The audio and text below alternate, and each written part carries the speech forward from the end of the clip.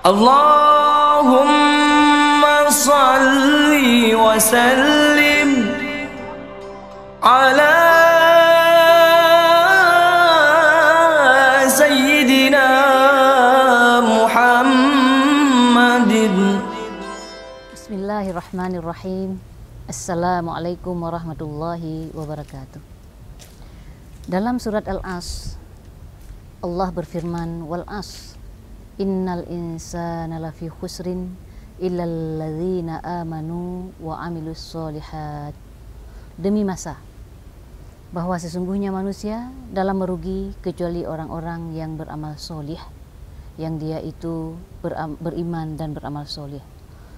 Para pemirsa yang dirahmati oleh Allah, ayat ini dapat kita ambil sebuah pelajaran bahwa demi masa, Allah berfirman, demi waktu asar, sebagian ulama berkata bahwa manusia ini selalu dalam merugi. Kenapa dia merugi? Karena tidak beramal solih. Kenapa dia merugi? Beramal solih tapi kadang tidak beriman. Amal solih sebanyak apapun tanpa iman tidak akan ada manfaatnya sama sekali. Karena amal orang yang tidak beriman bagaikan debu yang tidak ada manfaatnya. Oleh karena itu, kita sebagai orang yang beriman hendaknya kita camkan ayat ini bahwa demi masa sesungguhnya manusia dalam merugi manusia ini karena setiap waktu demi waktu yang dia habiskan adalah dalam catatan malaikat. Kita adalah mukallaf, kita orang yang terbebani hukum di atas permukaan bumi ini. Kita suatu saat akan mati, akan mempertanggungjawabkan apa yang telah kita lakukan di bumi ini untuk akhirat kelak. Oleh karena itu, sebagai seorang yang cerdas akan berpikir menghabiskan waktu pada ketaatan, pada hal-hal yang bermanfaat, yang hal-hal itu mengandung nilai amal solih yang dapat kita bawa ke akhirat kelak. Sejak dari bangun tidur kita sampai tidur kembali dalam catatan malaikat. Tidak pernah kita catatan malaikat itu diangkat, kecuali bagi orang-orang yang gila, kecuali bagi orang-orang anak-anak yang belum balik. Bagi mereka tidak ada catatan. Namun bagi kita hendaknya berpikir dengan cerdas apa yang kita torehkan dari catatan amal yang telah dicatat oleh para malaikat tersebut. Hendaknya kita berpikir bahwa agar bermanfaat, agar berkualitas amal kita, yang pertama beriman. Apa itu iman? Iman adalah meyakini seyakin-yakinnya dengan pasti bahwa Allah yang kita sembah tidak serupa dengan seluruh makhluknya. Ada tidak membutuhkan kepada makhluknya. Ada tidak dikenai masa dan waktu. Adanya Allah tidak bermula. Inilah keimanan. Jadi seseorang dianggap beriman jika dia yakin seyakin-yakinnya akan adanya Allah dan tidak diserupakan Allah dengan seluruh makhluknya. Ini modal dasar agar apapun yang kita torehkan di dunia ini bermanfaat kelak di akhirat. Oleh karena itu, kemudian para pemirsa kita harus berpikir bahwa kita di akhirat kelak akan dihisab.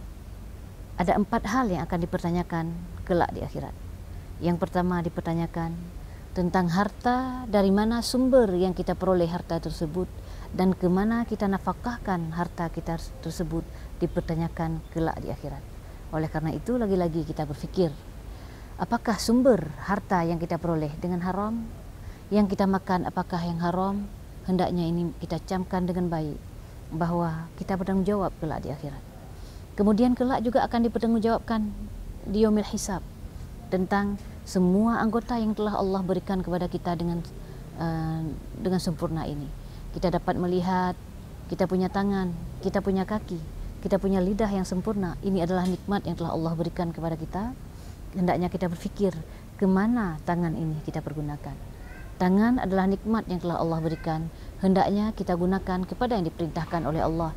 Tidak boleh terjadi maksiat tangan. Tidak boleh tangan ini melakukan sesuatu yang dilarang oleh Allah. Memindahkan sesuatu yang haram, memukul orang, menyentuh yang bukan mahramnya. Itu adalah bentuk-bentuk maksiat tangan. Lidah yang sempurna yang telah Allah berikan. Ini kita kelak di akhirat kita akan bertanggung jawab dengan lidah kita. Lidah ini bentuknya kecil tapi efeknya besar. Kata para ulama, al-lisanu jirmuhu saghir wa jurmuhu kabir. Lidah ini bentuknya kecil tapi efeknya sungguh luar biasa dengan lidah ini. Oleh karena itu, anggota tubuh berupa lidah, berupa suara yang bisa kita keluarkan adalah nikmat dari Allah.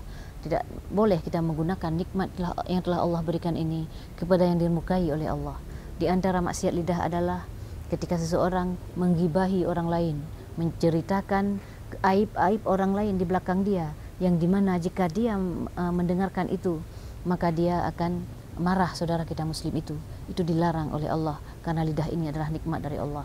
Apalagi lidah ini kadang-kadang melakukan dosa yang paling besar, yaitu bentuk-bentuk kekufuran. Ini pun dilarang oleh Allah. Dan karena dengan kekufuran tadi sebagaimana kita sampaikan, menghapus semua keimanan, menghapus semua amal soleh. Nah, oleh karena itu, lagi-lagi kita orang yang berakal sehat, menggunakan semua anggota yang kita miliki ini. Kaki kita tidak boleh kita melangkah kepada hal-hal yang dilarang oleh Allah, karena kelak mata, kaki, semuanya mempertanggungjawabkan dengan apa yang telah dilakukan oleh dia di dunia ini. Kemudian manusia juga akan dipertanyakan kelak di akhirat tentang ilmu.